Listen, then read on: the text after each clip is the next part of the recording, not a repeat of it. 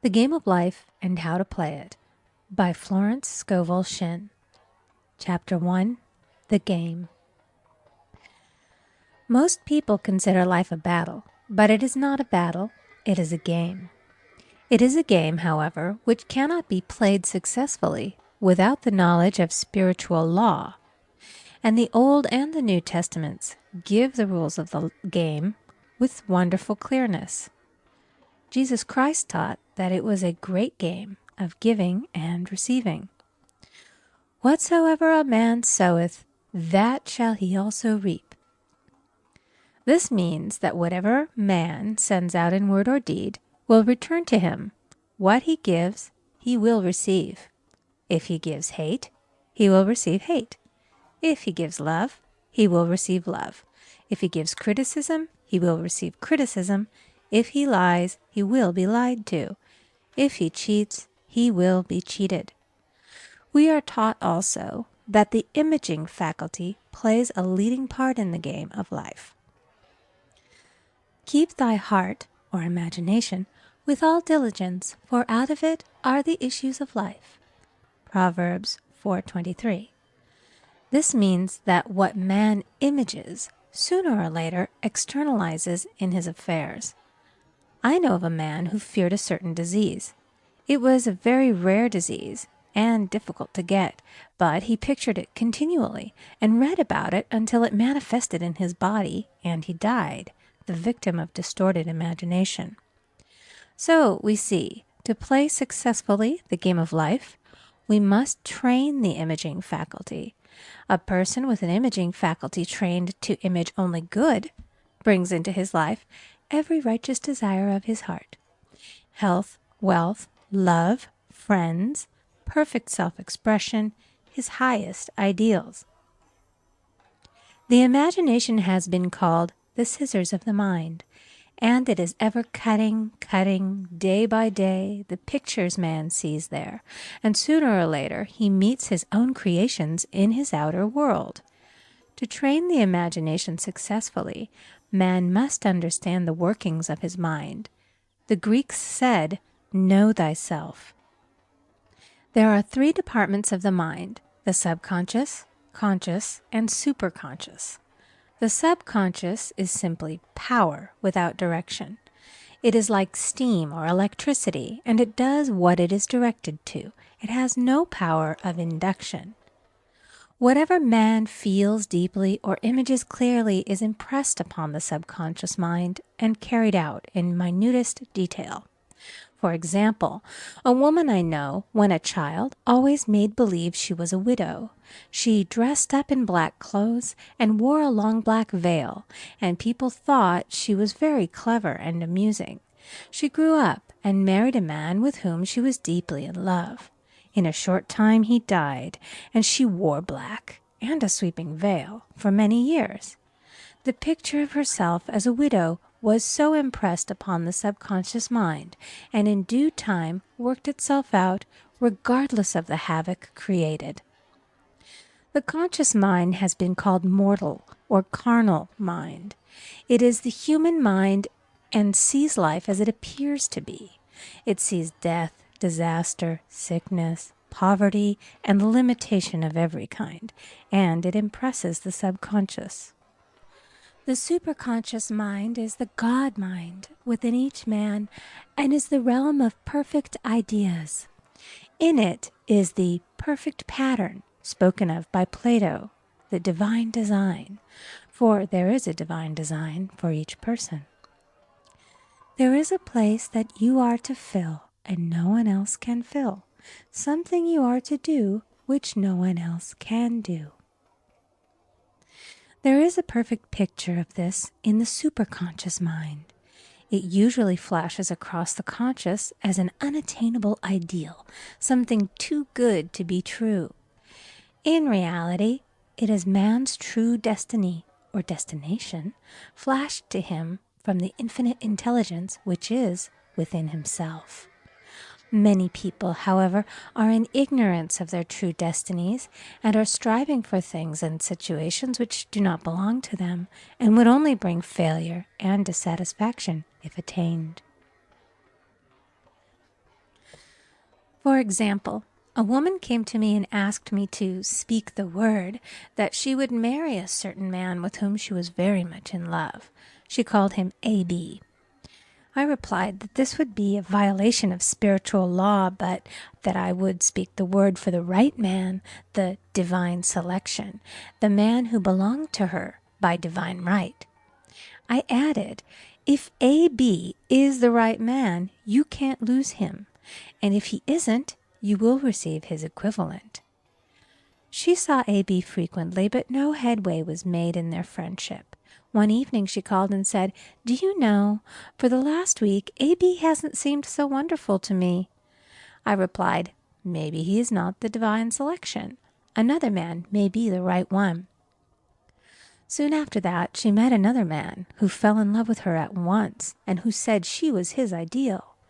In fact, he said all the things that she had always wished AB would say to her. She remarked, it was quite uncanny. She soon returned to his love and lost all interest in AB. This shows the law of substitution. A right idea was substituted for a wrong one. Therefore, there was no loss or sacrifice involved.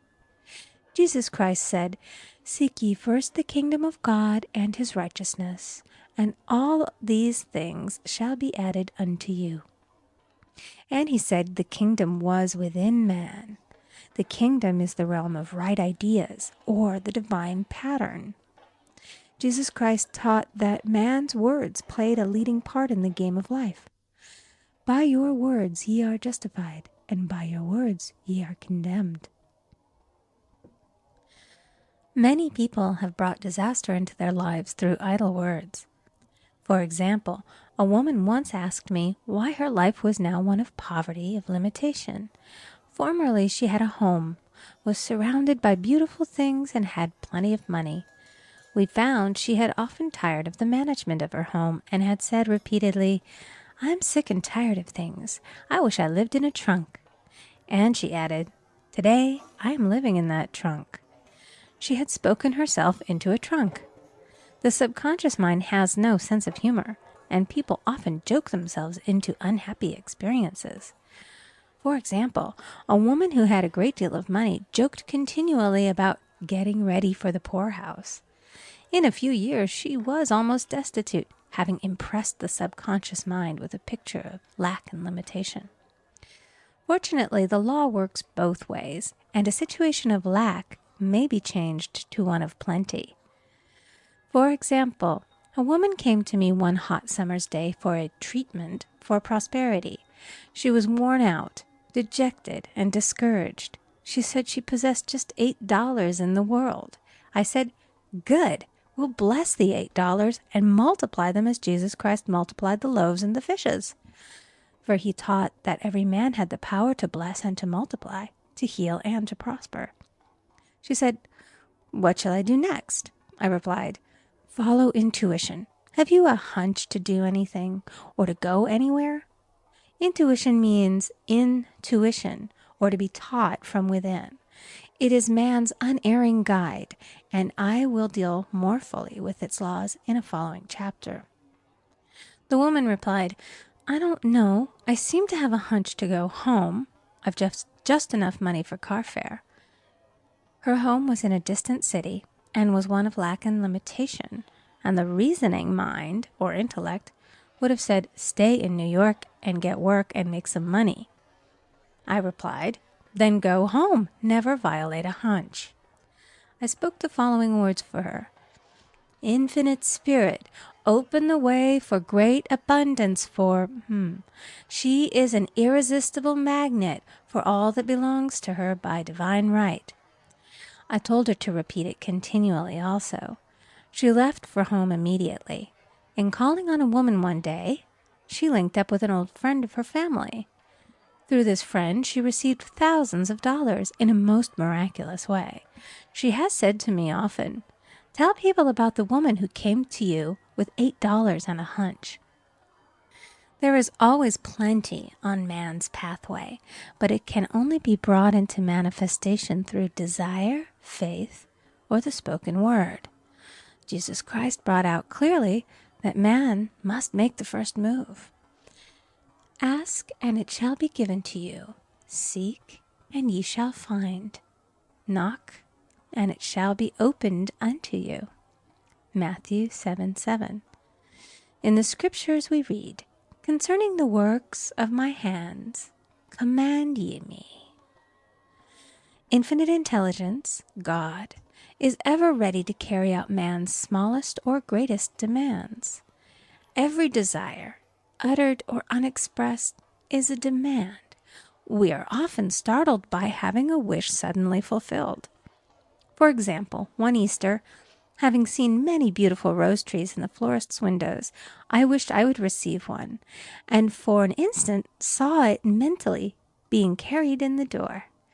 Easter came, and with it a beautiful rose tree. I thanked my friend the following day and told her it was just what I had wanted. She replied, "I didn't send you a rose tree. I sent you lilies." The man had mixed the order and sent me a rose tree simply because I had started the law in action and I had to have a rose tree. Nothing stands between man and his highest ideals and every desire of his heart but doubt and fear. When man can wish without worrying, every desire will be instantly fulfilled. I will explain more fully in a following chapter the scientific reason for this and how fear must be erased from the consciousness. It is man's only enemy. Fear of lack, fear of failure, fear of sickness, fear of loss, and a feeling of insecurity on some plane. Jesus Christ said, "Why are ye fearful, O ye of little faith?" Matthew 8:26. So we can see we must substitute faith for fear is only inverted faith. It is faith in evil instead of good. The object of the game of life is to see clearly one's good and to obliterate all mental pictures of evil. This must be done by impressing the subconscious mind with a realization of good. A very brilliant man who has attained great success told me he had suddenly erased all fear from his consciousness by reading a sign which hung in a room. He saw printed in large letters this statement: "Why worry? It will probably never happen." These words were stamped indelibly upon his subconscious mind, and he now has a firm conviction that only good could come into his life, and therefore only good can manifest. In the following chapter, I will deal with the different methods of impressing the subconscious mind. It is man's faithful servant, but one must be careful to give it the right orders. Man has ever a silent listener at his side, his subconscious mind. Every thought, every word is impressed upon it and carried out in amazing detail. It is like a singer making a record on the sensitive disc of the phonographic plate. Every note and tone of the singer's voice is registered. If he coughs or hesitates, it is registered also. So let us break all the old bad records in the subconscious mind, the records of our lives which we do not wish to keep, and make new and beautiful ones. Speak these words aloud with power and conviction. I now smash and demolish by my spoken word every untrue record in my subconscious mind. They shall return to the dust heap of their native nothingness, for they came from my own vain imaginings. I now make my perfect records through the Christ within, the records of health, wealth, love, and perfect self-expression. This is the square of life, the game completed. In the following chapters, I will show how man can change his conditions by changing his words. Any man who does not know the power of the word is behind the times. Death and life are in the power of the tongue. Proverbs 18:21. End of chapter 1. Recording by Amy Conger.